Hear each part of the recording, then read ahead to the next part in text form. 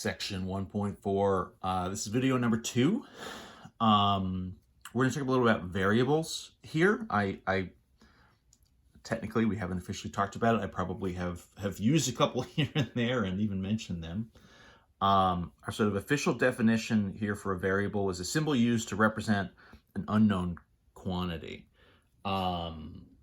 So often we use things like X and Y and Z, right? Various letters. You'll see A and B and C a lot. You can also use, Greek letters you'll see here and there. Pi, for example. Pi is not the best example actually because, so that's a variable, right? But it's often used to represent one specific number. You wouldn't really use pi as a generic variable because it kind of has a specific like math use. Something like, I think that's an omega. I kind of just don't know the the Greek letters all that well off the top of my head. So I got myself into a pickle here saying I could list Greek letters and then going, wait, what are they again? Anyway, honestly, you could use anything. You could use, dollar signs. Maybe you have some sort of equation or math set up. You could use a dollar sign symbol to represent sort of an unknown amount of money, right? In theory, there's any kind of things you could use. Smiley faces or something, right? Short, sketches of, what is this going to be? Like a surly weasel face. These are not really great examples, right? As they get more and more complicated, if you're trying to write an equation, you have to draw a cartoon every line. That kind of stinks. It's just like not very efficient. So for the most part, we'll probably end up using our letters. X's and Y's and Z's, A's and B's and C's tend to be the most common.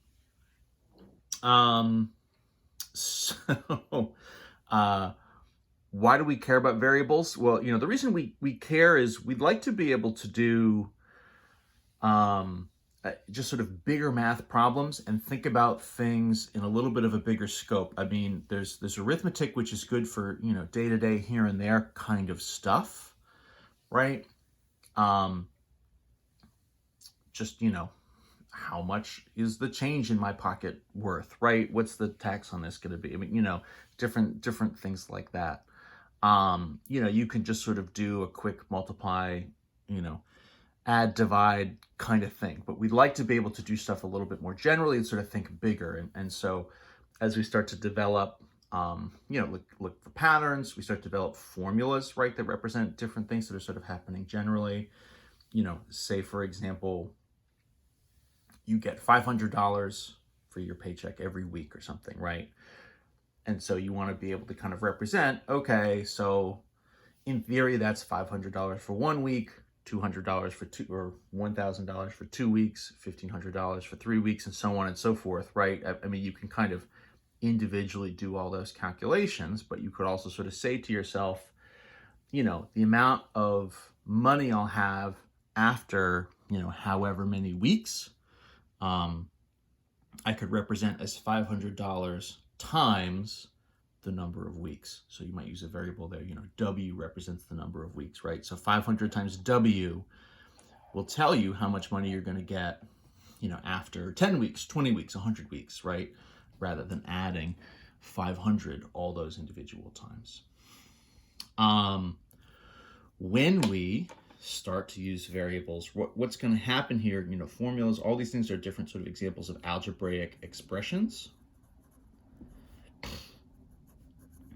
We're going to be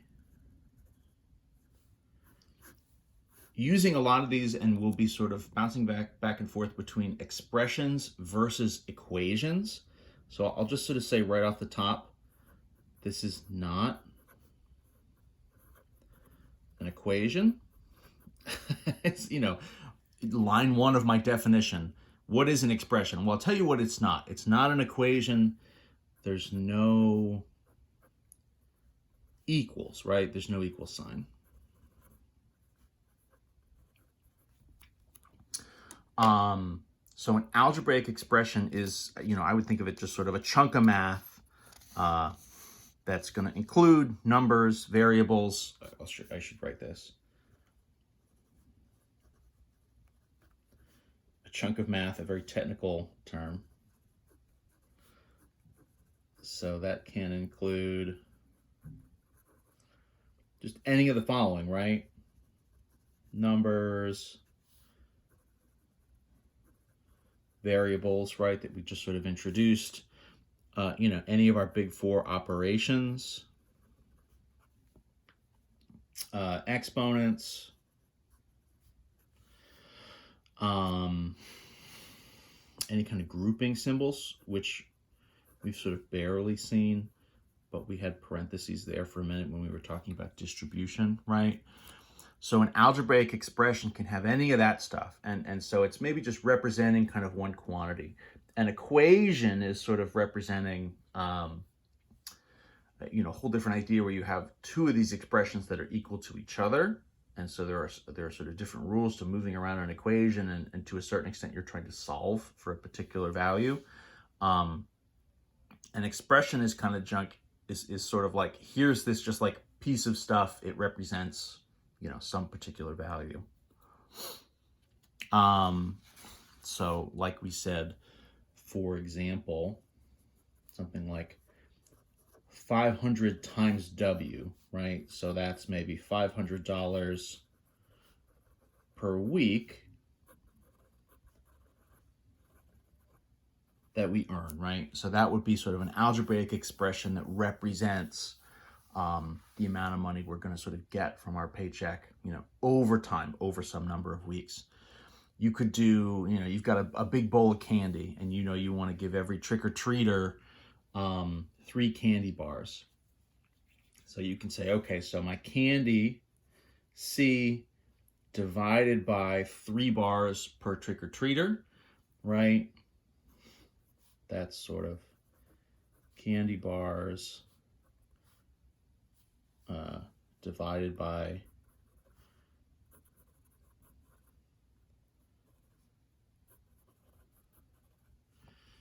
3 per trick-or-treater. You could use that to say, I've got in total 50 candy bars. If I'm giving 3 of these away, I kind of need to know, right, this division to figure out how many times I'm going to be able to how many kids I'm going to be able to give candy to.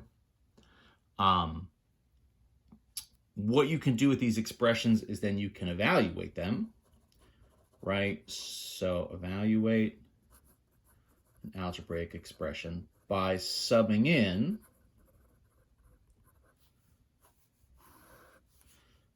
so what you're going to do is get a value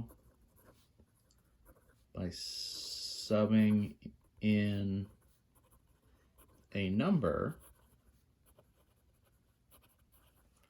for the variable. So if you've got an algebraic expression, say for instance our 500 times W, right?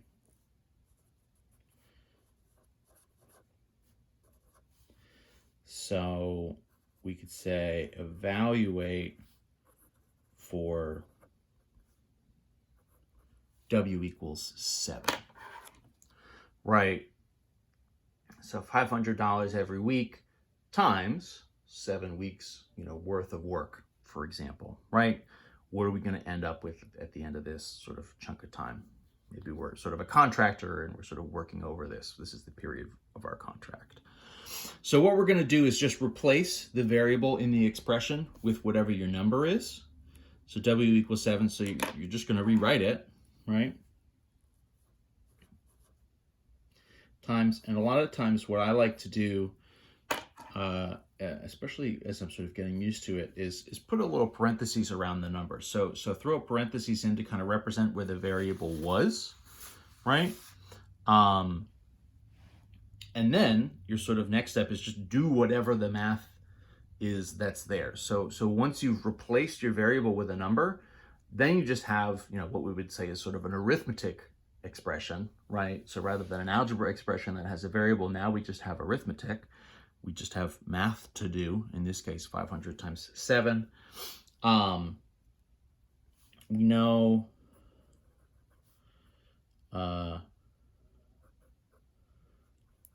times 5, right? 5 times 7 would be 35.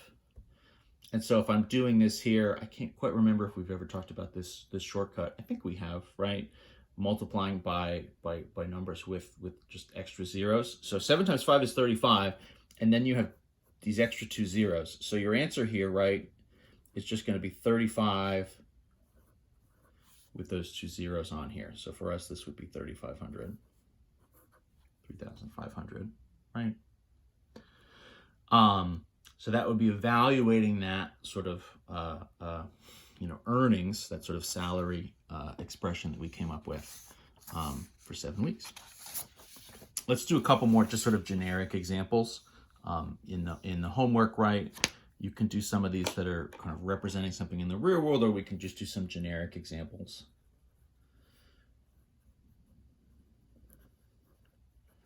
This is generic. Sometimes my handwriting is not the best. Apologies. So evaluate 3x for x equals 9, right? I know that just sort of multiplication one.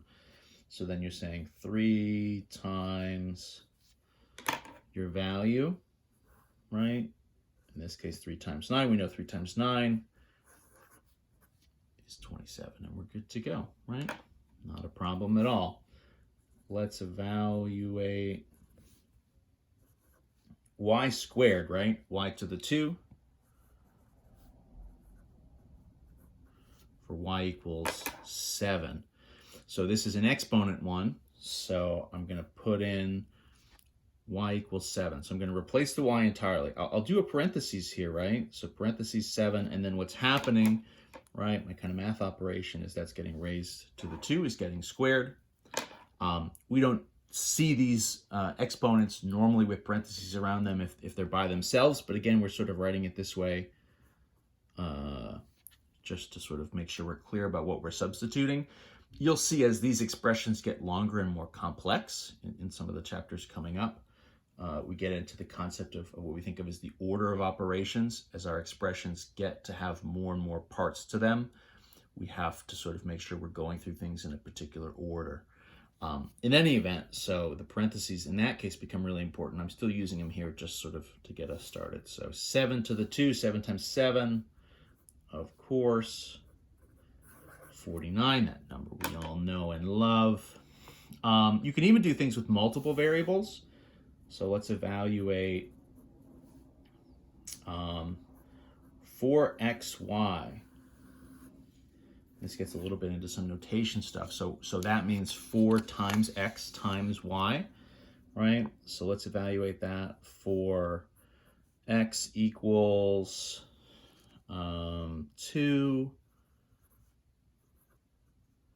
and y equals 6. So what I'll do in this case is I'll actually maybe use 2 different colors. So in theory, this is 4 times x times y. You can see, right, if we don't have the dot in there, sometimes it will mean multiply. So in this case, my x is 2, so I'll sub 2 in blue. Let's do the y in red. So y is 6.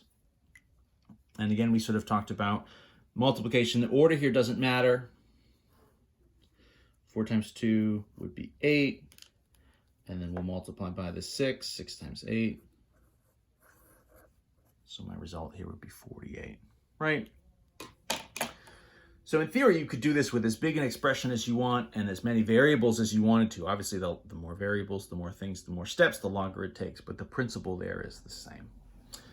So that's variables and sort of algebraic expressions.